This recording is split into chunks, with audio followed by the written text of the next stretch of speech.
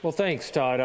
Amanda and I were sitting there, and she says, when you said we each have kind of our story and our background, and Amanda looked at me, and I looked at her, and I said, he can have mine. And I was very touched by, the fact that we were all standing, and no one sought the cover of sitting down when we talked about being touched or affected by addiction. As I travel around and speak to people, I have yet to be less impacted by the pain and the suffering people feel because of their loved one, or even because of their own bondage and enslavement to an addiction. And nothing sets it free more than some information, some help. I remember from my own experience, the first time I got the first bit of inkling about addiction, about drug addiction, and I'm a recovering drug addict. I remember going, oh my God, somebody knows. Somebody knows about this. And things began to change for me. One of the things that we do in Operation Integrity, we have a Me Too. It's when I say, hey, it was a nice day today, I got out and enjoyed it, somebody else would go, hey, me too. Or when I'd say, they did it again. They hurt me once again, somebody will go, me too. So tonight, one of the things that I would invite you to do is when you hear something with one of us talking, just say, hey, me too. Because it might just not be for yourself, but it might be for the guy sitting behind you, the lady sitting next to you, somebody around you. It helps them know that they're not alone. I'm going to give you a brief definition of addiction. It's kind of a layman's term. It's right. And by the way, you've got this handout. This is a fairly significant amount of information, as you can see. And I'm going to skim the top of it because this is basically a 3-day lecture series that I do that's compressed. So obviously we don't have time for that. But addiction, in a layman's terms, is a destructive relationship with a mood or mind-altering substance or experience. Something that robs us of our freedom, something that enslaves us. We tend to think about it in terms of substances, but it can be experiences: shopping, gambling, church, relationships, sex, all of these things. Anything that has the potential to intoxicate has the potential to enslave us. It happens at the psychological level. Psychology of it is you're going to see the distorted beliefs. People begin to think that they need these things. That belief is usually at the subconscious level. Someone would say, gosh, I need a cigarette. Don't talk to me till I've had my cup of coffee in the morning because I just can't function. And yeah, I'm with you on that one.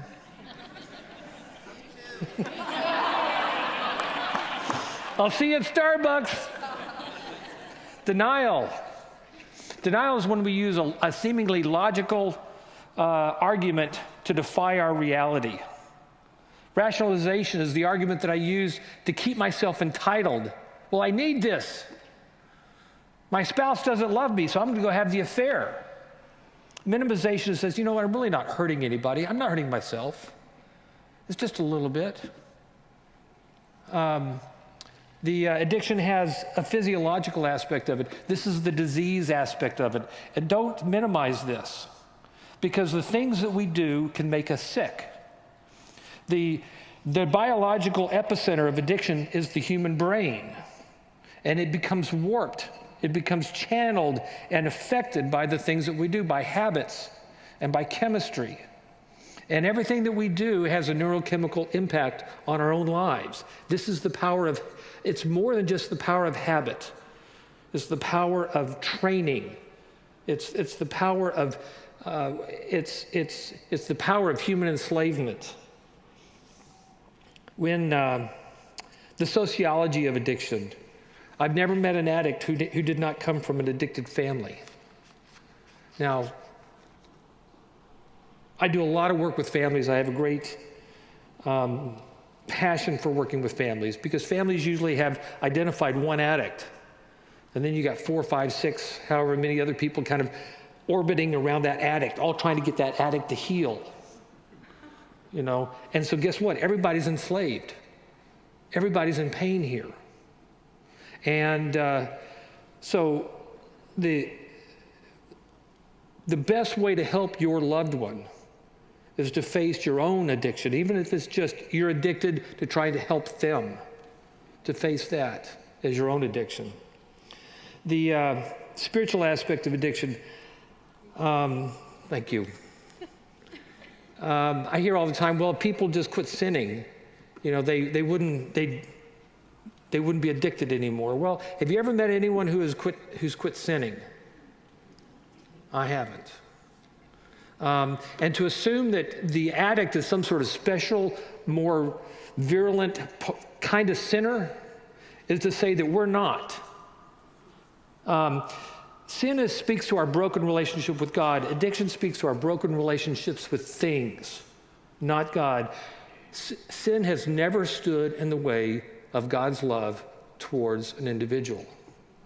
But the addiction blocks the individual's ability to enjoy that love. The behavioral aspect is, it's important to understand the behavioral aspect because addicts are notorious for admitting all kinds of different addictions except the one that's killing them. That's part of the psychological distortions. And it's our behaviors that have made us sick, and it's our behaviors that begin the change and the healing. Now, our panel tonight, as we've talked and planned on this, our panel is, we're all talking about solution here. And so I just want to do this brief, quick overview just to kind of give you an understanding of the animal of addiction. I'm sure some of you you've all watched the TV talk shows, you've read some books here and there, but I want to give you that. I want to talk tonight first about the education aspect of it. It is amazing as I work with addicted people and addicted families, as I meet with them, there's, that first few meetings, you're probably not going to see a whole lot of immediate, profound, dramatic change, but you can start providing some education. And it's amazing what some education can do to kind of open the windows and open the doors so things can kind of begin circulating in and out of one's soul. Education brings insight. It brings understanding. I know from my own experience working with addicted people that when I forget that I'm dealing with an irrational, addicted individual, over time, I will begin to despise them. I will get so angry and so frustrated because it is just crazy making why they do the things that they do. The education gives us a context for understanding. It gives us some relevant information that gives us some understanding that first and foremost helps you and me so that we don't get sucked into that crazy making kind of thing. The education also helps us to prioritize what needs to happen. I get this call, what we do at Operation Integrity, we're best known for our work in the pornography and sex addiction area. That's also part of my own journey. I get calls all the time from a spouse. Says, I want to get my husband or my wife, they've got this problem with pornography. Okay. I sit down and talk with the individual, and okay, they have a problem with pornography, but they have a huge problem with their medications. By the way, prescription medications are the most profound addictions in the United States. And we're seeing more and more and more of that. In Christian culture, we tend to kind of moralize and make choices about our addictions.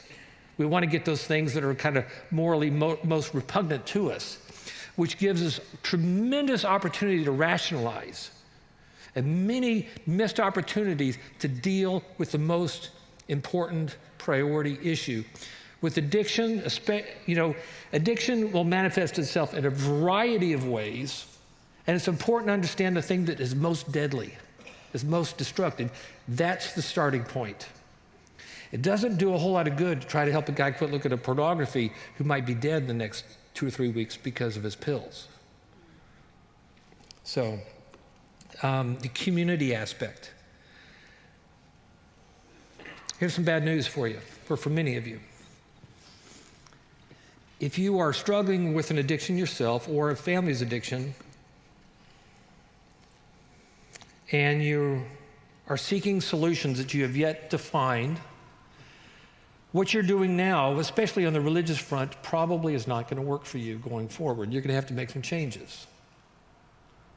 The same Bible study you've been going to, the same church activities, religious activities you've been doing for the last 5, 10, 15 years, while the addiction has stayed consistent or grown or developed, by the way, addictions rarely stay the same. They usually increase over time.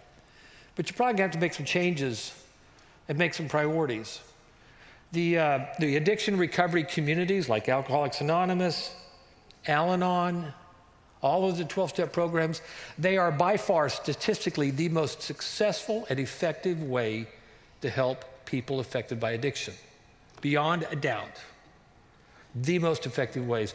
More and more we're finding churches that are partnering with these efforts. That's where Operation Integrity comes in. You have your life recovery support groups. You have Celebrate Recovery. Churches across the country are beginning to partner, and they're because they're seeing the effectiveness here. So be open to change. Get into counseling. If the loved one the one you love so much with the addiction, if they won't get into counseling, you get into counseling. The greatest way to help someone see the light is by addressing your own darkness. I see this all the time, where people are struggling with their loved one, and they become obsessed with trying to get that loved one to control the behavior of the loved one, control the addiction of the loved one. When they finally realize that that is an absolute losing battle, and they begin to seek the support that they need for their own recovery, they become very subtle but influential leaders into recovery. It's amazing. On the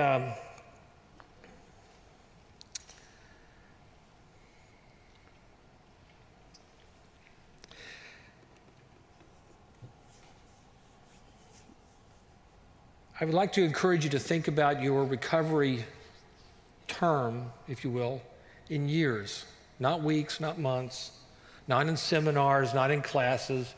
I get the call all the time. How long's your class?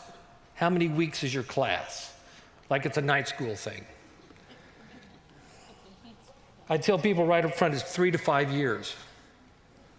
And the reason why I tell them that is because if I can get someone to be prepared for that, and if I get someone to understand that this is a 3 to 5 year process, then I know I have them for life. And addiction is a lifetime recovery effort. And so part of your community also is to bring other people into your community. I deal with people, Christian people who are going to their Bible studies. People in their Bible studies don't know about their struggles. And I ask them, why not? They say, well, I can't admit that there. We have an Operation Integrity meeting here for men who struggle with porn and sex addiction. And we have many men from this church who become involved in Operation Integrity, and they go to a meeting at another location.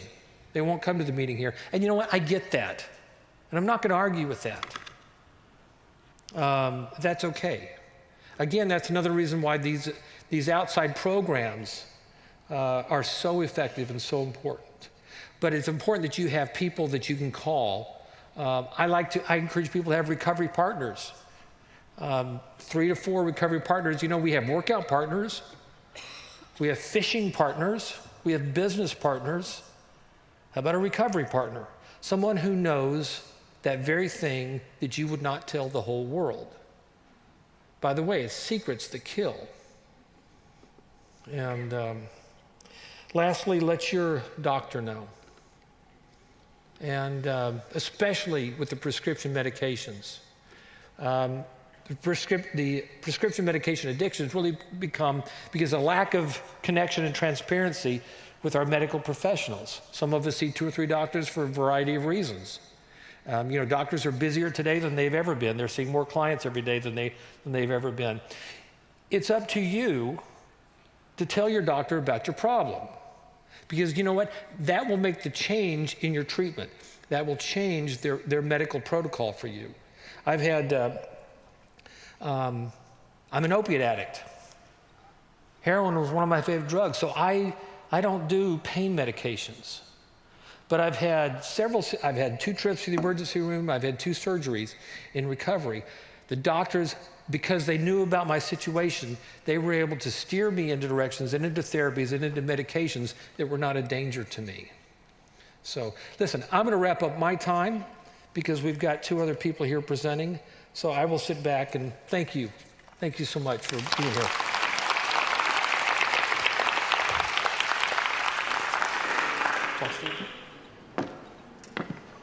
I got your back. All right. Hi. So they asked me to come here tonight to speak, this is not one of my favorite things to do, but I'm here because I do have such a passion for talking about addiction. I'm a licensed clinical psychologist, and I have found over the years that addiction is just rampant in people's lives and people's families. If it's not affecting us personally, we certainly know people that, that this is happening with. And of course, as a therapist, I want to know what is driving all of these behaviors. And what we've found over the years is there's a lot of different factors. One is, a biological piece. We have found that addiction tends to run in families. There's a sense that it is inherited on some level.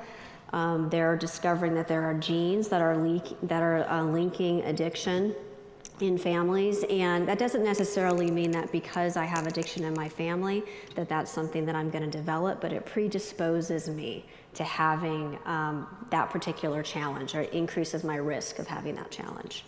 The other thing that we found is that people with addiction problems tend to just be more emotionally and psychologically sensitive in general. These tend to be the people that are really the most sensitive, deep feeling people that you would ever meet.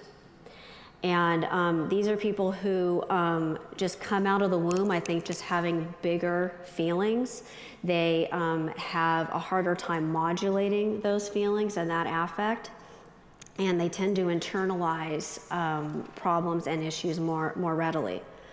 Then there's this other kind of biological factor which has to do with people that have underlying psychiatric disorders. So these are people that have neurotransmitter disorders, through childhood and adulthood, and they find that using drugs and alcohol takes the edge off. Drugs and alcohol work for about this long, and then they start to take on a life of their own.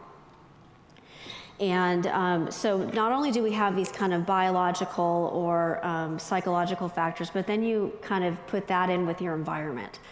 Okay, so now we have environments where there's trauma, there's been abuse, there are divorces, there's abandonment issues.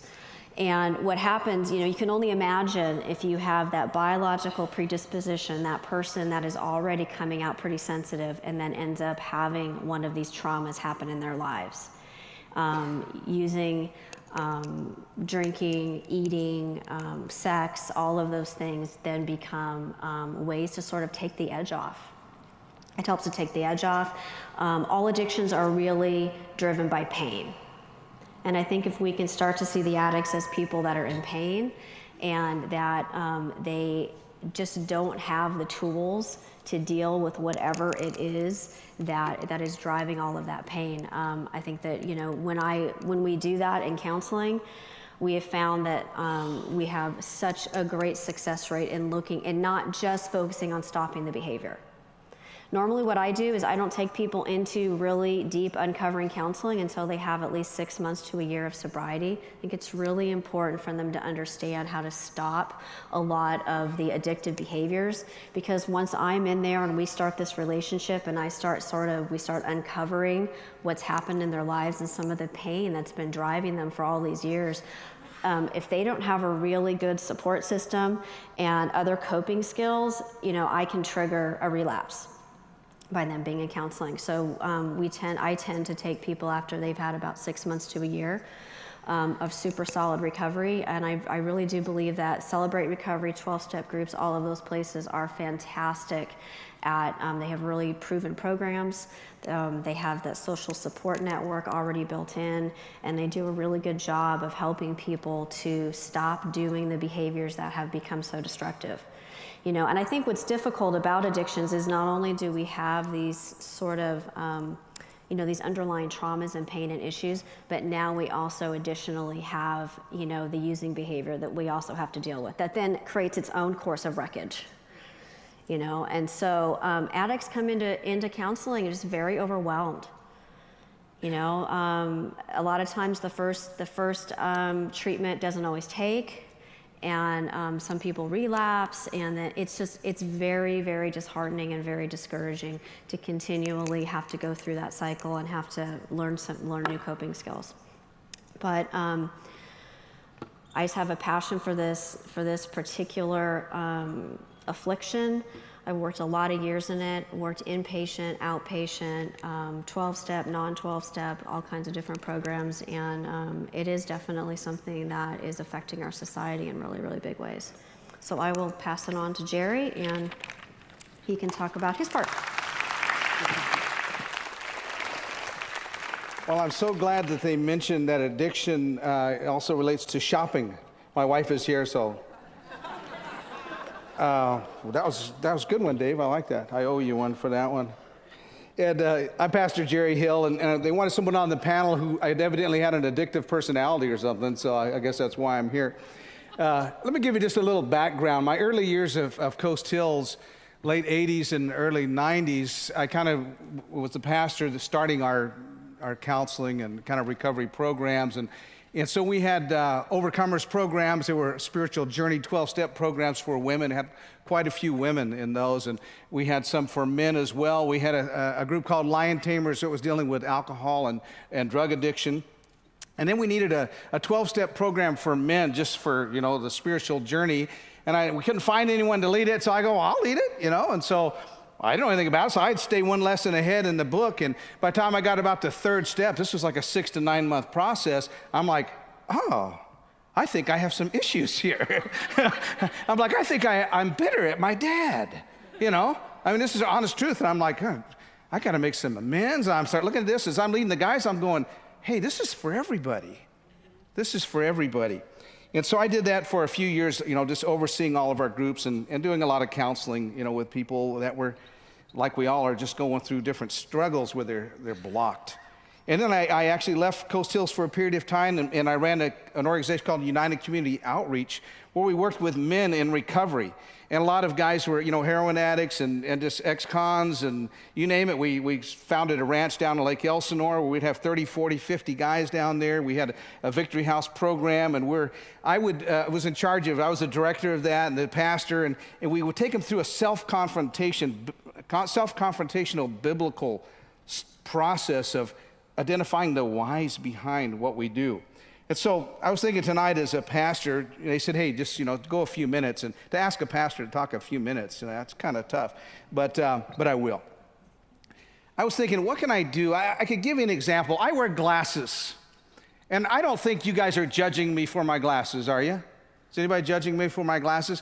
And the reason you're not judging me for my glasses is you understand why I'm wearing them, more than likely. You may need them yourself, or you just go, maybe he was born with bad eyes, or he's getting old and his eyes are getting bad. So we understand that. But when it comes to addiction, and even believers that are addicted to things, we don't quite understand that quite so well. We're like, well, wait a minute, isn't God supposed to take care of all these things, you know? And we shouldn't be having these tendencies any longer. And so I thought, well, let me give you just 3 simple lenses that you can look through that I think will help as we look at addictions. The first lens is an obvious one to me as a pastor. So spiritual is sin.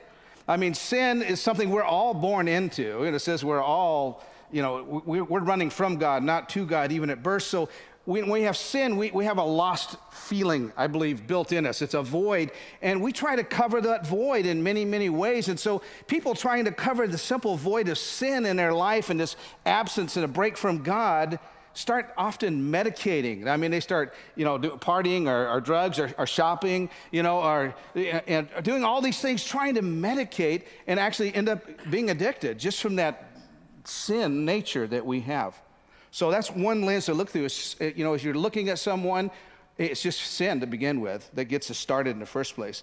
The second lens to me is rebellion. Okay, there's a rebellion lens to look through, and that is someone who knows the right thing and is saying, you know what, I don't want to do it. I just don't want to. It's a control thing. I'm not going to give up control of my life. One of the first steps in the 12th step is admitting that we're powerless. Basically, we have no control, and there's a power greater than myself that can help me, and the hardest step is to give up that control. And so there can be a rebellious nature in us that I think most of us all have in our chosen area, in our favorite sin, our pet sin area. And then we in that rebellion go, you know what? We have pain that comes along with that rebellion, and we start medicating, and we do different things that we do, behaviors, and next thing you know, we are in addictive circumstances, even as believers. The third lens I'd like you to look through is the lens of brokenness. And this is the one that I think where my heart really is. And I think it's where many, many people really are. And it's someone their life is so broken, they actually can't even see God. You can't even see him clearly. It's a distorted image of who God really is. And because of the brokenness in life, you start pointing someone to God, and maybe they're even praying and they're saying the right things, but their lens of God is so distorted and broken that they're not really even praying to the God of the Bible sometimes. And sometimes they are, but their wounds are just so great that they can't quite get there with their emotions. I'm just thinking of an example of that, and I've worked with, and I've had some of this experience as well, where let's just use a woman for an example that was molested by her father. Now, I'll tell you something that happened in my family. My father molested my sisters. I didn't find out till 10 years after he was dead. That was 30-something years ago, and it destroyed our family. Now, my sisters, and this is the first time I've said this in a public setting, both of them had struggles that I always wondered where these struggles came from. And they were different struggles, one from the other. But that wound, that damage in their life was so great. It damaged their lens. Your father psychologically and spiritually is kind of an image of God. The first one in your life. It's so when someone betrays you like that, let me tell you, you can't see God clearly. You can't see him clearly. And so our lens gets distorted just through brokenness. And so when or someone that maybe has an eating problem and the doctors are saying, you know what, you need to address this or you're going to die, or maybe it's anorexia or bulimia. You need to address this or you're going to die. And we would, you'd think, wow, why don't they just simply stop doing that behavior? But it's not that simple. It's very complex. And so we have to then go inward and start really looking at what's blocking us from being able to heal emotionally. And so, yes, God is the absolute solution. As a pastor, absolute. But there's some things that block us from our relationship with God. And just as an example of just that lens, and so often you have to work with someone months and maybe sometimes even years to clear up that distortion where they can see God clear enough to be able to have a genuine relationship with him. So, just from a pastoral perspective, I think if we look in our own lives as well, and often people, they don't understand addicted personalities, and they go, why don't they just stop? Well, here's what helped me in the beginning when I used to think that. Why don't they just stop? Just stop using the drugs. Just stop doing that. And then I realized, why don't I just stop? Why don't I stop doing the things that I struggle with? And I know better, and even as a pastor, I know better. Why don't I stop? Because I get stuck. And sometimes we need help. And so that's what recovery programs are about. That's some of the addictive nature. That's why we're here tonight, just to talk about how do you get unstuck, or how do you help a family member see where they're at, and how do you come alongside them? Just heard three experts kind of present what is really a three-legged stool of overcoming addiction. You heard about the community that you need and what a 12-step program may look like there. You've heard about the counseling aspect and the spiritual aspect. And if anything you heard tonight connected with you and you feel at all like that made sense, just say, me too. Seriously? Thank you. I would love a couple of the people who are grabbing questions to bring those up to me, since I don't have any questions to ask yet. So while they're bringing those questions up and grabbing those questions, that would be you, Ginny and Danielle. They weren't listening to me at all. There's a bunch of hands, so grab those. As people are coming and grabbing questions, I want you to turn to someone sitting next to you. And if that makes you really uncomfortable, just take a minute quietly and think to yourself, but what's going on in your heart and mind right now? What have you heard? What's connecting with you? Why are you here? What's going on? Just take a minute and kind of talk to someone next to you, or think about that for a minute just on yourself, and write a question if you haven't. Well, we got some questions. I know they'll keep coming in, so if you have one, just seriously hold it over your head, and if no one gets it and your arm gets really tired, just bring it up to me. But don't rush at me, because something bad could happen to you. I do have a friend that knows jiu-jitsu. All right, let's just jump in. I've got a bunch of good questions here, and we've got a good chunk of time, so let's just jump into these. Some of these are just not addressed to anyone in particular, so I'll just read them off, and you guys can jump in and fight over the questions. Explain how the addictive behavior makes the brain sick. You want to do that one, or you want me to? The brain is made up of, it's a marvelous instrument, if you will, that's basically operated through neurochemistry. When I take something into my body, say, let's just use alcohol as an example. When I drink alcohol, which I don't do anymore for obvious reasons, but when I did drink alcohol, every cell in my body would be affected by alcohol. In fact, I'll answer two questions here really with one question. Sooner or later, there becomes a period of something called cellular adaptation, where the cell actually begins to adapt and creates a new normal, that now its normal is having some alcohol in it. That is, and as we all know, we get into our comfort zone. The normal is the comfort zone. So at the cellular level, someone who enjoys alcohol, they actually learn to prefer having alcohol in their system. So when the alcohol is removed from the system, every cell in the body begins to go, wait a minute, what'd you steal from me? What did you take away from me? And the body becomes uncomfortable. It goes into pain. It's called withdrawal symptoms. Also at the neurochemical level, when you put alcohol into the brain becomes intoxicated. Feelings of euphoria, romantic feelings, loss of inhibition. I feel taller, I feel better looking. Boy, I could use a drink right about now.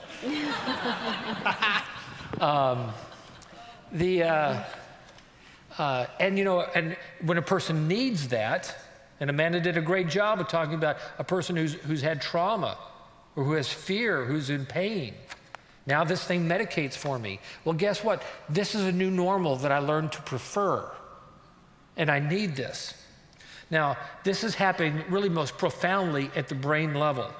And so the neurochemistry becomes rewired to say, this is the way that we must be in order to be taller and better looking. When in reality, what's happening is I'm becoming a slobbering drunk. I'm the only one who doesn't see it. But that's in kind of a nuts and bolts way. There's a great book out called Addiction to Grace by Dr. Gerald May. It is kind of the most fundamentally used book in seminary, and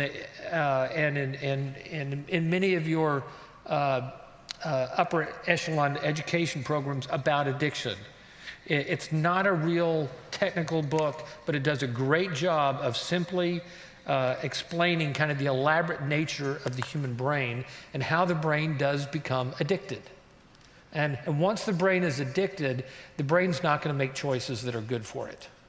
The brain's going to be wanting to make decisions to maintain that sense of normal that it has. So I've talked too long on that, but I hope I answered the question. Do you guys did he miss anything up or anything? Okay, good. Here's two questions, two different people, but they're sort of connected. What can I do to help my daughter, who's 10 years old, who's one of the sensitive people, who tends to internalize her feelings and has trouble managing her feelings to make it so she doesn't fall prey to addiction when she grows up? And then the second question is, do you believe there's validity to the HSP, the highly sensitive person concept? And are people diagnosed with it more, or who have that, more predisposed to addiction? I think those are connected. And whoever wrote the 10-year-old question, I got to let you know, my daughter is one of those people, and I've read Highly Sensitive People and How to Raise a Highly Sensitive Child and all of that. And my daughter just fits that description. And not so that I can label her, but that's a great question. I want to hear how you guys are going to answer that. How do you take someone who's a highly sensitive, emotional, that we talked about that person, especially as a young, beautiful 10-year-old child, and help them walk through that? Please answer it, because inside me there's a very sensitive 10-year-old girl. I was going to say me too, but it's not true. So sorry, you're on your own on that one. Me too. Well, I mean, in terms of from a counseling perspective, I think just giving that kid that safe place to be able to talk about those things with the family, or if you feel like that they would need some extra counseling with another person, another adult in their lives who's able to help them to modulate affect, help them to understand what an appropriate reaction to a situation would be, and what maybe a more dramatic reaction might be, and helping them to understand the difference between those things, I think is very, very helpful. And then you're just really going to have to watch them. Those are kids that in high school, junior high and high school, are maybe more prone to wanting to take the edge off because they're more uncomfortable socially, because again, they're reading everybody. They're highly, they're highly sensitive. They're reading everybody's body language. They're trying to figure it all out. And so they're kids that are going to go in with their skin a little more inside out.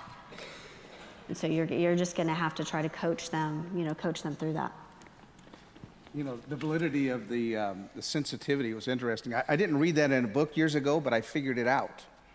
And I used to take a group of guys down at the ranch, and I have 20 guys with tattoos all over and earrings, and I'd say, hey guys, I have a theory, because I started seeing a pattern that guys that get addicted are actually very, very sensitive guys and very soft-hearted on the inside. And they use drugs and alcohol and all these other things to actually kind of cover that up. And I've never had one guy, I did this numerous times, I would look out and all their heads would be down. And not one guy ever raised his hand and said, not me. And so there's truth to that, just from a life experience. And I agree with Amanda, what you were saying. As I've talked with younger kids and stuff, I think having the ability to be educated, for one, and to have someone to talk to, and to have a good peer relationship, I think is critical. And if I just brief the education piece, a number of years ago we started educating very young children about cigarette smoking. It's had a huge impact. Kids still smoke, some of them, but it's been very helpful. And it's never too early to start educating our children about addiction and things like alcohol consumption, because come junior high school, they're going to see it in some of their peers, maybe even try it themselves. Pornography. It's never too early to help them understand that the internet is not an entirely safe place. So, David, this one's to you. There's actually a couple that are the same question, and I know you could talk about this forever, so try to be concise. Let me read the question. That was supposed to be serious. Sorry, I'm not making fun. What was the turning point for you in your addiction that made you hit bottom, and how did you go about seeking help? And then there were a couple others that wrote, what was your bottom, and what Well, did I got that look arrested, like? and I was given, it's really very simple. I'd had a long history of drug and alcohol use while maintaining a reasonably functional life.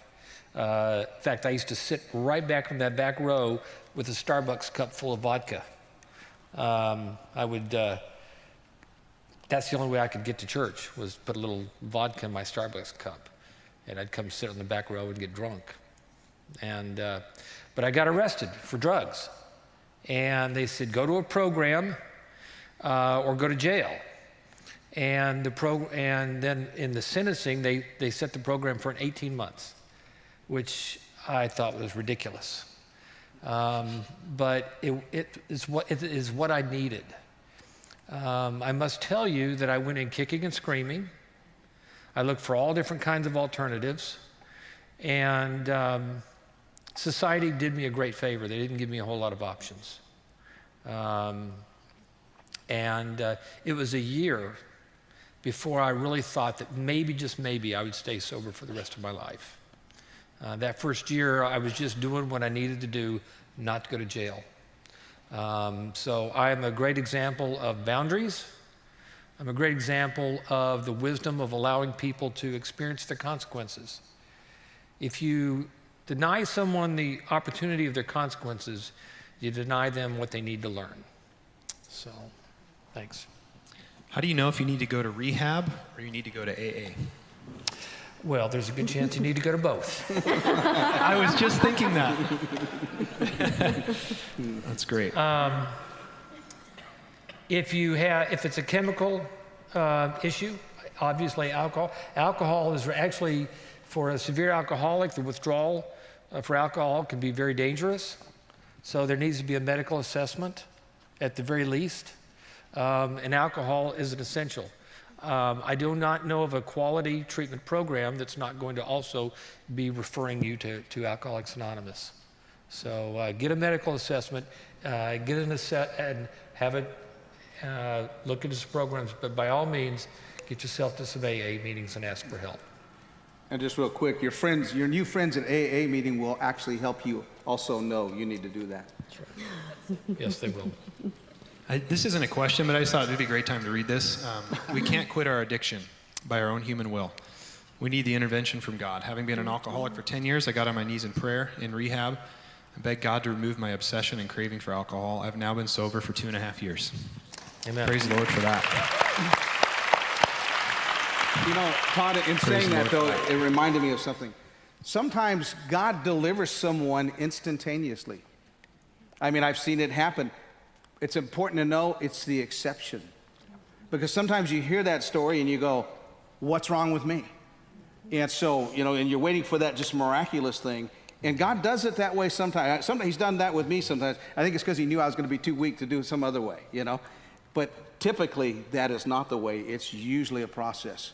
If I have to lose 100 pounds, I'm usually going to go on a diet. God may shrink me down, but I've never seen Him do it. But He could. He could.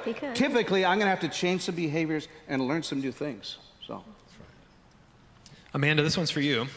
No one in my family history had problems with addiction, but I had major problems with it. Do you think there is maybe a gene that makes us more prone to addiction?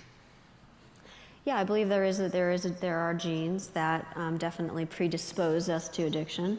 It could be, again, maybe this person was maybe that more sensitive person. They could have had an underlying, anxiety disorder or some depression. There could be something in their history that, they found that they've now developed this addiction problem as a way of self-medicating or taking the edge off or helping with the pain or coping. It becomes a coping mechanism over time. So, and it doesn't always have to follow, that hereditary piece or that biological piece. It can be more learned. It could be that they saw other kids doing that and it worked for them and it felt good, and then it sort of took on a life of its own. Yeah, I think that's good to remind us that it doesn't just have to be in your family either. To that point, 2 questions, one about alcohol, one about marijuana. When does heavy drinking become alcoholism? And when does medical marijuana habit become an addiction? So some of those. Well, it's a great question because I think people naturally think of addiction as quantified by how often or how much. It's quantified by the destructive results of it. And sadly, when people begin to have a blindness about that destructiveness, that's a quick indicator of addiction, a real quick indicator. Most of us, if we have a bad experience with something, we'll go, you know what, I'm not doing that again. Or we might give it one more try. If we have a bad experience again or start having problems of it, we change. We put that thing down. We don't do it anymore. But with substances or addictions, we tend to be blind to those things. When people start saying, hey, when does something cross, this line, there's a good chance you've already crossed the line. Where you go from use, abuse to addiction, crossing that line into addiction is an invisible line that generally, you don't realize it until you've already been there, until you've already crossed over. If you've got a problem with something, stop. If you can't stay stopped, you're going to have some help. That's addiction. Well, and I think that addresses this question, but I'll read it as well. Is it an addiction if it's not illegal, doesn't hurt anyone, and you do not need it? You just turn to it to simply relax. But there's people in your life who may look down on you because other people in your family have had an addiction problem. Well, you've got social isolation there.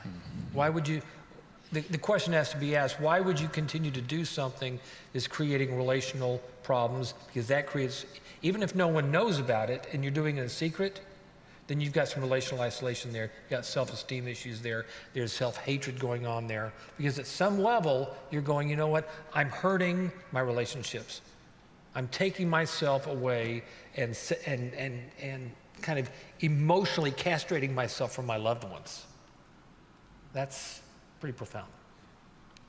We've talked quite a bit about alcohol and drugs and addiction in general. A couple of the questions are asking for some specifics on other things, like what about addictions like self-harm? I'm assuming we're probably talking about cutting and those types of things, or eating disorders. How do we address some of those? What do you guys have to say about that? And just, we're very aware of that as a church. I know we're very aware of that in our student and youth ministries. Those are typically kind of the entry-level things with teenagers, and so.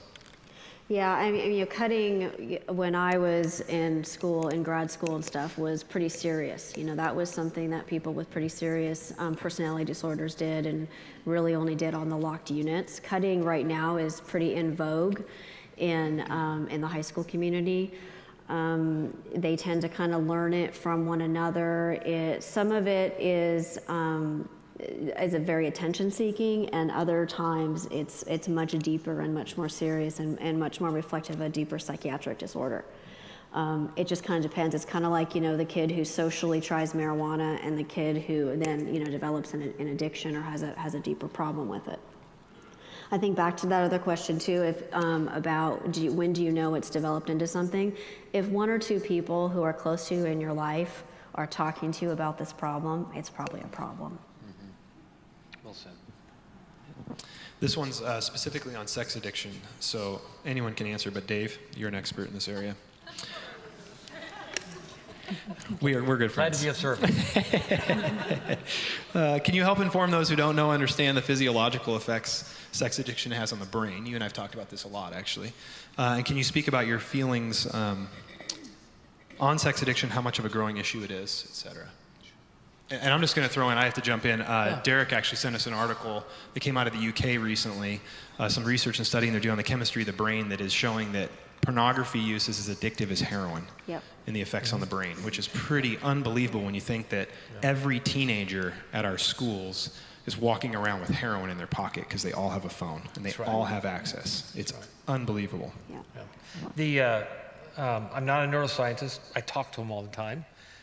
They all think I'm crazy. But the feel-good chemicals of arousal are, by volume, more powerful than heroin, and which is a great thing. Otherwise, we probably wouldn't be here. We would have quit doing that a long time ago. Sex, in and of itself, can be very intoxicating, even in the areas of romance novels, falling in love. There's an amazingly effective program called Sex and Love Addicts Anonymous. And these are not people who are necessarily promiscuous or living obviously out of bounds sexual behavior, but they're intoxicated to the experience of it. In other words, they're seeking out love and sex for their fix, not for the relational, intimate aspect of it. Sex addiction, in all of its forms, is a sad, poor substitute for intimacy. The pornography, and one of the first things that I do when I work with people is I ask them about their technology. There's a very good chance they need to give up their iPads and their tablets and their smartphones, because it is like walking around with crack in your pocket. There's increasing numbers of women who are becoming addicted to pornography. This is partly because women are being, especially the younger women, they are being affected by pornography at a younger age. Socially, they're less isolated from it. They're more exposed to it, and so they're becoming addicted. Pornography, especially through the internet, is so powerful because it's endless. When I was a kid and I first exposed to pornography, it was my father's pornography collection. I was limited to what he had in his secret closet in the garage. Now, nobody's limited at all. You pick up your iPhone and you can sit there for hours and find as one guy put it, it's endless novelty. What's the next? What's the next? What's the next? And that's the addictive cycle, is wanting more, wanting more, wanting more. Even when they stop, what are they thinking about? When can I get back to it? It's the obsession of it.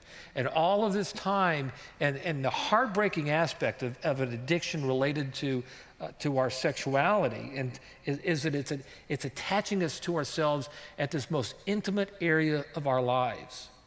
An alcoholic, they're addicted to a thing, something that can be removed from them really once they get over the medical aspect of it, with impunity. They don't need it. The sexuality, it's who they are. The relationship addict, it's who they are. So it's very much like a food addict. Sex addicts cannot quit being sexual. They may never have sex with another person ever again, but they are sexual. It's in them.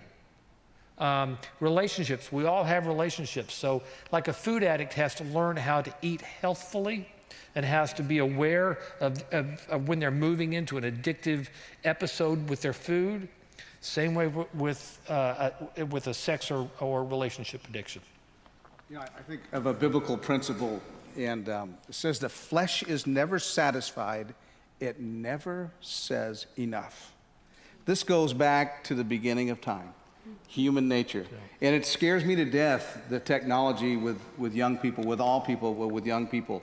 It just scares me to death because, you know, another verse says we're a slave to what enslaves us. So it really doesn't matter what topic we move to tonight. If we're becoming its slave, it says we're supposed to be a slave, a bond slave to Christ. That's our goal as believers. But we get enslaved and in bondage to just about anything you can imagine. Right. It's human nature.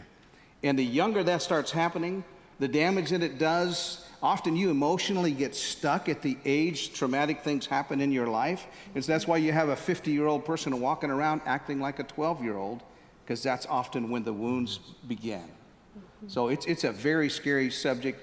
I'm glad I'm not growing up right now. I think I would have had trouble. And it scares me for my grandkids. My kids are past that, but my grandkids, man, it scares me to death. And if I could just briefly follow with what Jerry said, touch on a very powerful point, is one of the things that every addict has in common with every other addict is that insatiability. They want more. Whatever they've got, it doesn't make them happy. They want more. They long for more. I really believe that is an indicator of our spiritual nature. We're longing for eternity. When an addict recognizes and makes the decision to make themselves a bond servant to Christ, they do that not out of virtue or because they want to be a great Christian or because they want to be a great father, a great mother, or whatever. They do it because it's either that or stay enslaved to their addiction. It's really very simple. They don't make this out of great character and virtue. And so they know how to do that because they know the power of enslavement. They've been there. And so guess what? They will freely enslave themselves, using that term, a bondservant to Christ. This is why so many addicts have such powerful and profound passion for the way they walk with Christ.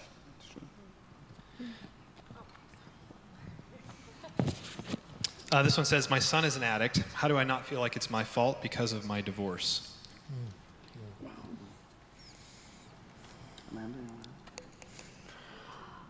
Well,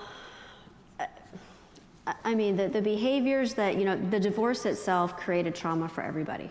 It's like pulling the pin on a grenade. Everybody becomes full of shrapnel. But how that kid then grew up into an adult and chose to deal with that part is on them. So, absolutely, I mean, we're going to feel responsible for choices that we've made because when we make certain choices, we affect other people. But how those other people then choose to deal with that pain is part of their travel and their journey, and that's part of their issue. So, I mean, I think it's going to be difficult to obviously not feel badly that we've behaved in ways that have affected other people, and that's where, this whole forgiveness series, I think, has been so powerful, is being able to look back and to look at those things that, that we've been sinned against and we've sinned against others, and being able to go back and to try to, repair some of those things. And just real quickly, I mean, I've shared this with so many parents over the years. The perfect parent, God, perfect environment, Adam and Eve, they chose. They still messed it up. And it didn't change who God was one bit. Yeah. And so if human nature will do that in a perfect environment with God, which was a perfect model, a perfect example of what all of us would have done in the exact circumstances because of our human nature. And so, yeah, sometimes we need to look at ourselves and go, maybe I've done a few things, and maybe we have. But the bigger picture is, you know what? That's what we do to God, all of us. So that is very freeing for a parent, because you can beat yourself up. You can get addicted yourself trying to figure out why, what you did. And you know what? If we did it to God, let me tell you, anybody, any child can do it to us. Well said. In that same vein, how do you try and get through to a loved one, I'm assuming that's struggling with addiction, without making them feel attacked? How do you get someone to realize they have a problem/addiction? Well, I think often our best attempts to speak to the addict, they will turn that against us because they don't want to face it. They're addicts. Addicts are dependent on this very thing that's killing them. And yeah, that's crazy making and that's irrational, but it's just the way it is. You can give them education. You can tell them how you feel. You can set boundaries. But when it comes to changing them or dictating their actions, that's going to be outside your control. Yeah, I mean, you can do your best to make the right thing easy and make the wrong thing difficult. And that's really all that you're going to be able to do from your part. And the rest of it is going to be on them. But, the issue is just being able to, speaking the truth in love, coming alongside people, offering them support. But no, it usually doesn't go well the first few times maybe that you've talked to people about their addiction. Because again, it has become such an entrenched part of who they are. A lot of long-term alcoholics, people that end up being homeless and living on the streets and things like that, the reality of them coming to and having to really face all of that wreckage, it becomes easier to just go underground. If they're a minor, you have a lot of options. Yep. Because you do have the responsibility and the authority. And so you have to do all this in your power then to take whatever actions necessary. And there are a lot of resources out there, that you can work with. When someone's past that age of 18 or whatever the law is now, it kind of changes categories a bit. And someone mentioned something about not removing the consequences. I think, Dave, you were talking about that. And even as in our children, if we remove all the consequences, we're kind of teaching them a pattern in life. So it's very important that we have our roles and we have options out there, especially when they're minors. That's the time to really jump in. There's a very powerful saying in the Al-Anon community: say what you mean and mean what you say. So I think many mistakes are made when threats are said and they're not followed through, or boundaries are set in place and then removed. You're enabling at that point. It's really good advice for your marriage. It's really good advice for your parenting. It's really good advice for your job. Let that one stick. There's been several questions on here about marijuana. I saw a tweet at the beginning of the year that said, "I don't understand why we're legalizing marijuana and everyone's trying to stop smoking," which I thought was a pretty funny. Me too. I thought that was the best thing I heard about it. I'm like, yeah, that's really good. So there's several questions on that. What's your opinion on marijuana? Do you think it's a recreational? Its recreational use is a gateway drug. Where do you guys kind of stand on that? What do you think? Well, I don't speak on political issues. I think marijuana it's not the same marijuana that we smoked, or at least that I smoked in junior high school. Don't say we. I never smoked pot. Okay. A couple of you might have.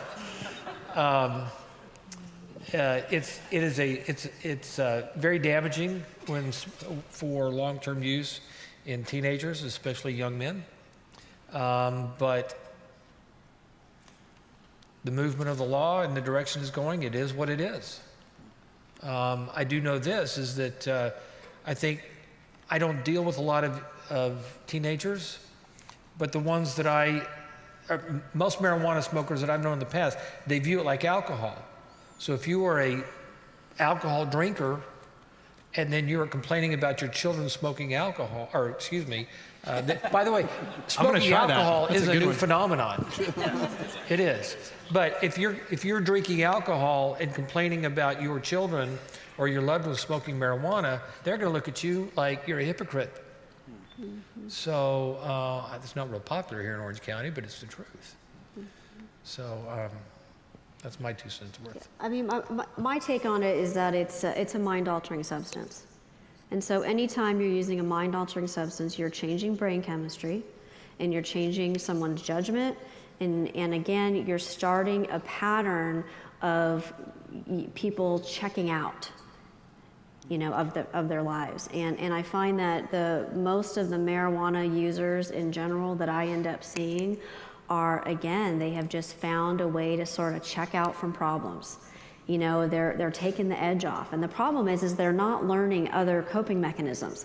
When they come to the next day, the problem is still there, and they haven't done anything to address the original pain, the original fight that they had with somebody, or whatever it was that kind of, maybe went wrong that day, that they wanted to, go out and take the edge off. And so it's just, when I talk to people about it, it's just not going to help you in the long run. You're really just prolonging your, inability to problem solve effectively by continuing to use that same behavior over and over again. I can't help this, but one thing I don't hear people talk about is, because I grew up in the 60s, right? So it affects everybody in the room when you smoke marijuana.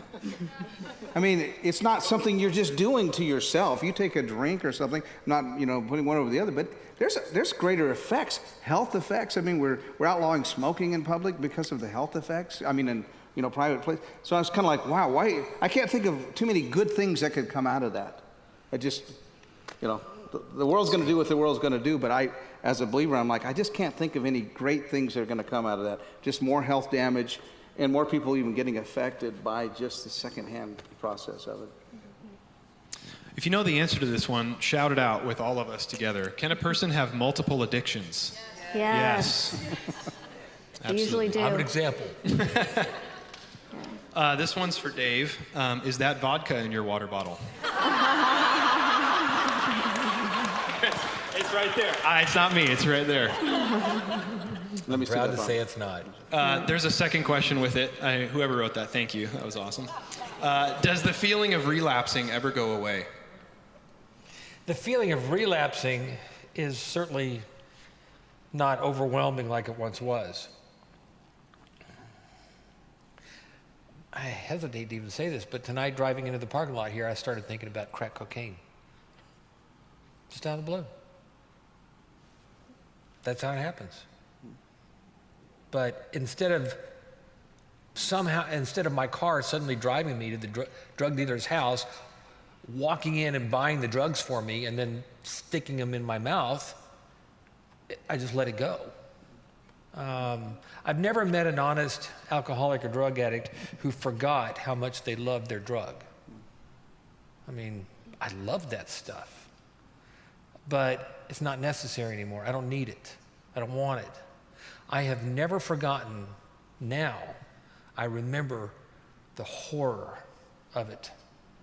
It took me to places I never thought I would go. I did things to myself and to others that I never dreamed I would ever do. So, and I remember that now. I have clarity. So, there. I know we're working with guys, I used to tell them something because they get stuck in that. I'd say, relapse is a series of 1,000 steps. Mm-hmm. Especially as a believer. I don't think we walk up and just fall off a cliff. We start making decisions. And I call it stinking thinking. We start stinking thinking. We're driving going, oh man, we start the thinking process. Pretty soon we're even driving by just looking at, and we start making steps in our life. And so people don't usually just fall off a cliff. And if you learn to back yourself up in that decision process, that's where the education comes in. You go, I'm starting down that journey. I think Dave, you one time told me that cigarettes were your last thing, And so when you start smoking again, that was also like the reverse. You're on your way back. See, that was a series of 1,000 processes or steps. And it's not magical 1,000, but maybe it's dozens, maybe it's hundreds. But it doesn't just happen. And it's freeing to know that. Because otherwise you're like, what if I fall off a cliff? You won't. If you get in tune, you're going to start catching the processes and the thinking processes and the steps that you start taking. I know I do, just with things I do. I go, I'm starting to go there again. And I can cut it off. Just as a quick follow-up, and great analogy of falling off the cliff, you learn to look for cliffs, and you kind of know where they are, and you stay away from them. Also about the cigarette smoking, it took me 7 years to quit smoking. 7 years of, today's the day I'm going to quit. And I quit a bunch of times for a few days, a couple of times for a couple of months. I actually started trying to quit when I was in treatment. And it's because my counselor told me, he said, you'll never get over your cocaine addiction fully until you quit smoking cigarettes. And I said, why? He said, because you're taking in chemical stimulants. You're smoking a chemical stimulant. You used to smoke your cocaine. And I finally was able to quit smoking with the help of a medication that my doctor gave me. And it blocked my brain's ability to absorb the nicotine. And just like the medication was designed to do, is in about 8 days, I was smoking a cigarette and said, this is just nasty. My brain could no longer take in the nicotine of which it was addicted to. And it had essentially become detoxed. And so just at that point, the habit of it, that was easy. I could just stop. And from the day I quit smoking, my spontaneous thoughts of cocaine have diminished 90%.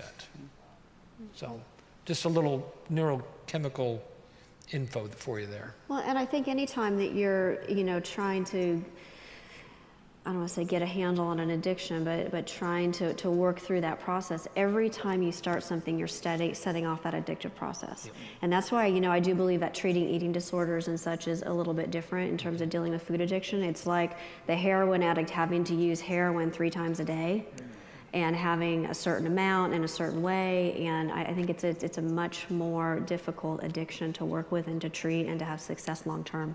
Because it's something that we still have to eat. You can't just remove that from the equation. Why would someone who's completed an 18-month teen challenge program, but who's now relapsed back into alcohol and meth, refuse to go back there or even seek rehab help? Instead is looking for kind of one time a week Christian counseling to slow down use over time. That's not very effective.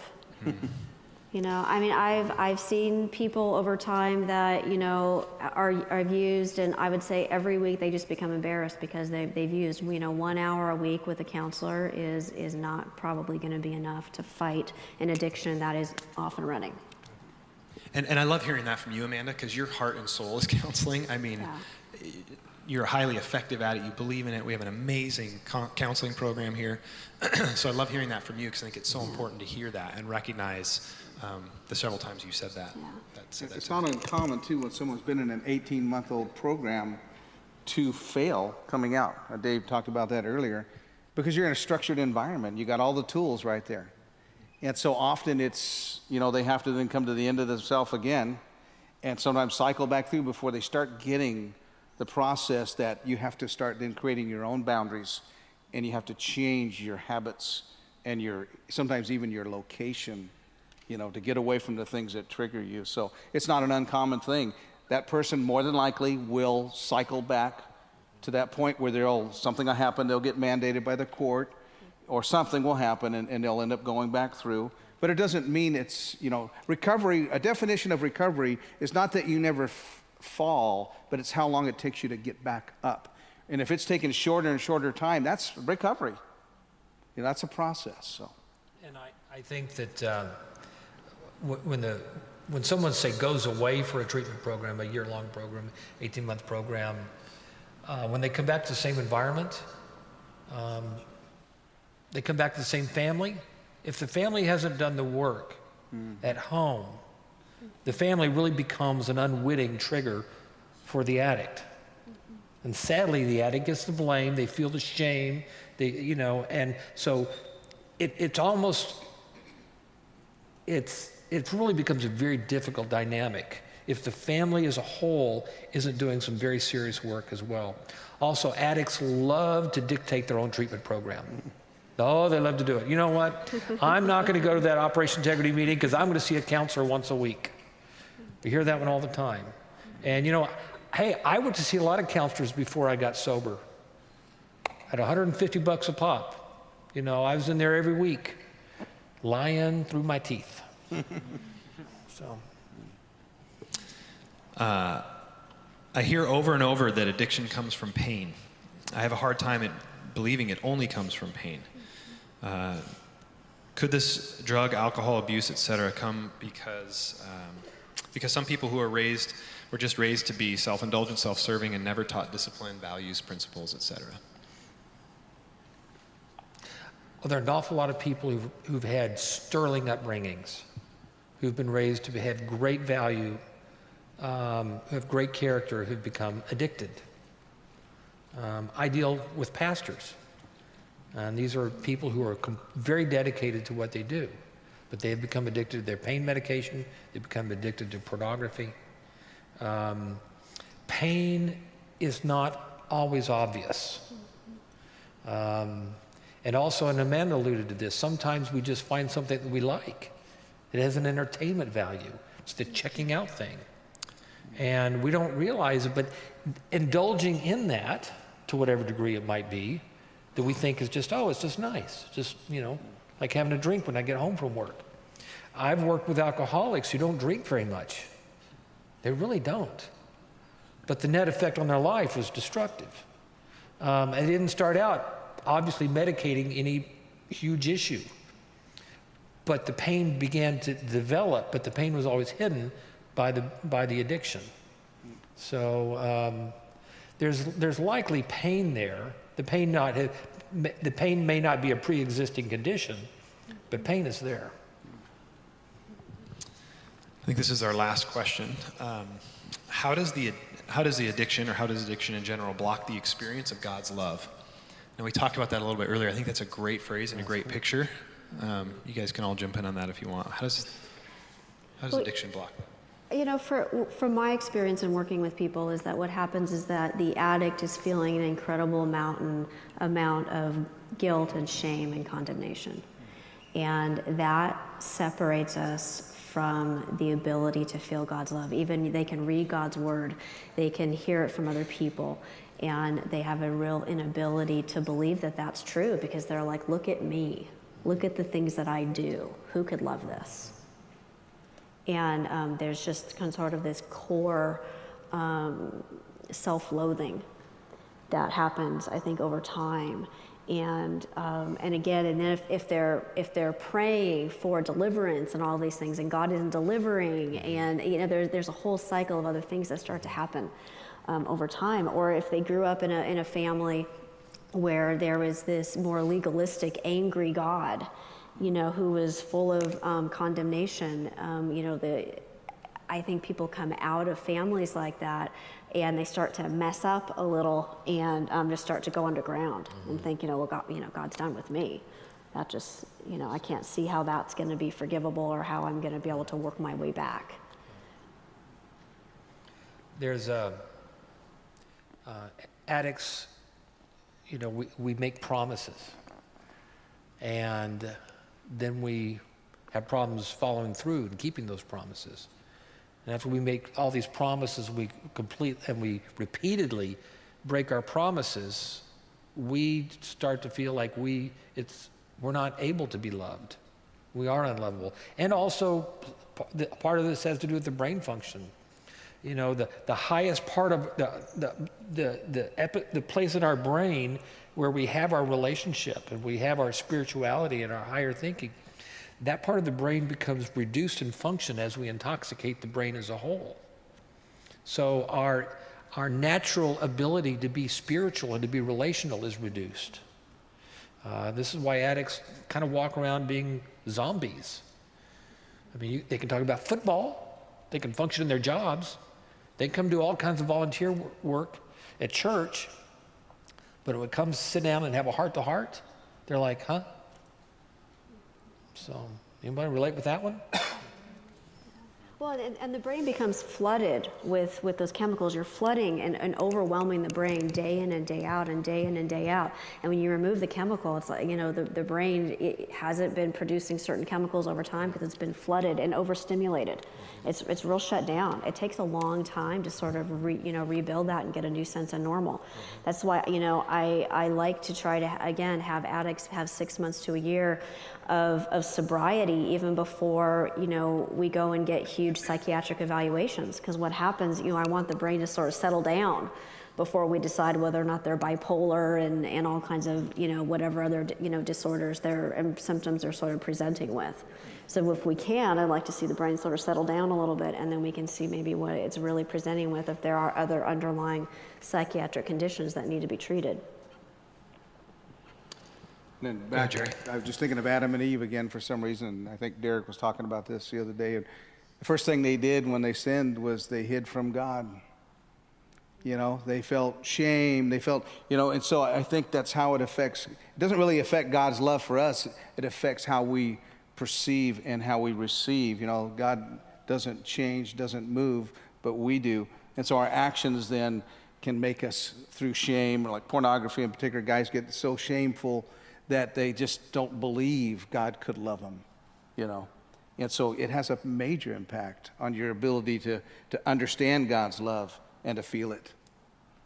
I wrote a thing one time called Shame on a Stick, because I'm like, you can get anything on a stick these days, right? Like meat, Twinkies, Oreos. And I'm like, that's how shame comes, right? Like, it doesn't take much for us in our natural human condition to get so wrapped up in that, and that vicious cycle just is really, really hard, if not impossible to get out of on our own, for sure. So, well, we got to a far majority of your questions. There's a few we didn't get to, or maybe we brought up some more questions. You've been sitting there tonight. I want to let you know that we'll be available after we wrap up here. Pastor Ken is here. Pastor Todd is here. Derek. I think I saw Justin somewhere running around. A bunch of our pastors are here. We've got other pastors from some other churches here. So if you guys just make your way down front, if anybody has questions, some of our elders are here as well, would like to be prayed for. Something's going on, you want to address it now. We want to be here for you and help you address that. So please do that. Would you thank Jerry and Amanda and Dave for being here?